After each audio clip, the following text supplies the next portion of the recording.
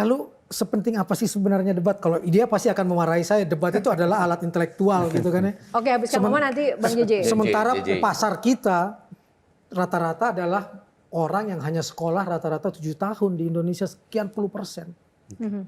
Silakan Pak. Ada macam-macam metode kampanye. Salah satu metode kampanye adalah debat pasangan calon. Semata-mata kami menjalankan tugas itu saja.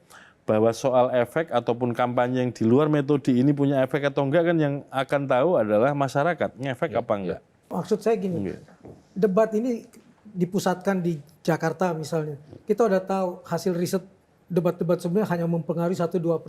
Kenapa nggak langsung misalnya debat itu di kampus, debat itu di masyarakat. Tidak dipusatkan seperti itu supaya rakyat lebih tercerahkan. Kenapa KPU mengorganisirnya hanya di Jakarta? Pertimbangannya diantaranya begini. Kalau harus ke daerah, ini kan ada risiko perjalanan, ada risiko kesehatan. Kalau ada apa-apa dengan pasangan calon, KPU juga yang disalahin nanti. Kalau di Jakarta itu daya jangkaunya lebih memudahkan. Di bagian awal kita pernah punya ide, nanti debat pertama kita taruh IKN. Tapi kemudian nggak jadi gara-gara Pak, waduh IKN jadi isu perdebatan antar pasangan calon. Kalau Bisa politis. kita kalau taruh sana nanti dianggap KPU mendesain ini mengarahkan ke siapa, akhirnya kita batalin. Saya tidak mau ada di sini. Oke, baik kalau Bang JJ. Ya kalau buat saya debat itu penting ya. Karena Pertanyaan gimana ya, juga kan bukan kita pernyataan. memilih pemimpin ya. Bangsa ini kan dibikin itu oleh minoritas kreatif ya. Artinya orang yang punya pikiran gitu. Punya imajinasi Punya tentang masa depan. intelektualitas begitu. Jadi kalau dia ikut kontestasi sebuah bangsa yang diwariskan oleh dan dibikin oleh para pemikir, terus dia nggak bisa mikir, itu kan cilaka. Ini bola lambung saya suka.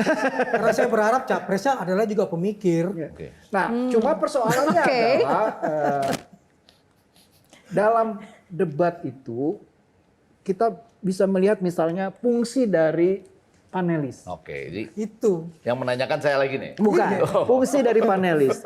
Satu menurut saya Umpan lambung. panelisnya kriterianya. Apakah dia harus seorang akademisi? Apakah tidak ada kriteria intelektual Lain, publik ya. misalnya Kalau town begitu? hall meeting bisa Atau warga kota. orang-orang yang punya wawasan terhadap masalah-masalah yang esensial yang ingin ditanyakan.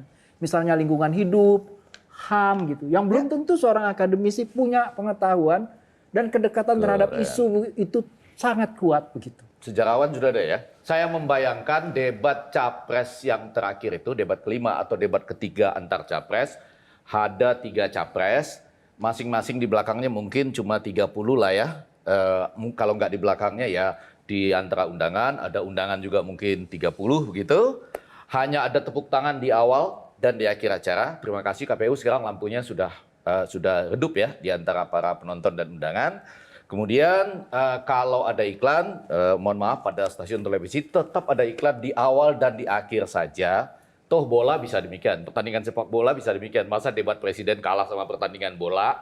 Jadi kita bisa menyaksikan iklan dulu, lalu dibuka oleh moderator ya, ketua KPU buka, kemudian 1 jam penuh 3 calon presiden ini berbicara, ditanya ataupun langsung debat. Kemudian nanti diakhiri ya, baru ada tepuk tangan. Jadi tepuk tangan hanya boleh di awal dan di akhir. Mereka saling bersanggahan. Dan kemudian panelis, termasuk tadi ya, mungkin ada tokoh-tokoh masyarakat, bukan hanya Harus bisa akademisi. bertanya langsung. Namun panelis ini diberi kesempatan bertanya langsung. Apa yang dikhawatirkan dari panelis? Sementara pertanyaan yang lebih tajam itu muncul dari para capres. Yang saling attacking.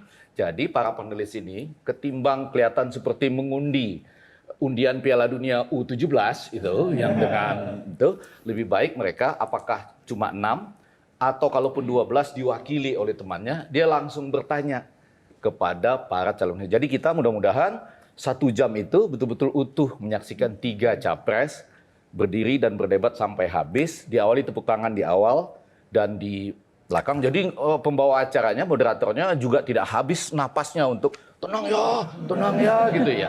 Jadi kita benar-benar, dan stasiun televisi dapat itu.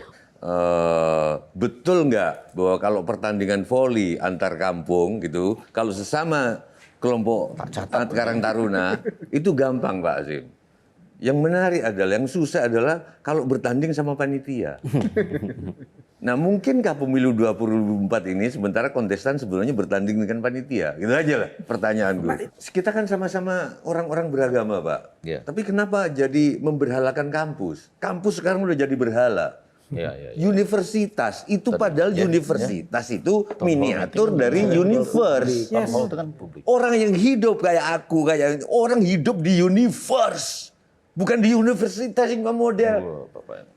Panelis dari orang yang hidup di dunia, bukan di kampus ya. Mungkin Menara 3. Gading, setuju. Cuman jangan saya orang sibuk. Saya sibuk banget. Baik, Gitu. terima kasih. Berikanlah kekuasaan kepada saya, yaitu kekuasaan yang nggak pernah diberikan kepada orang lain.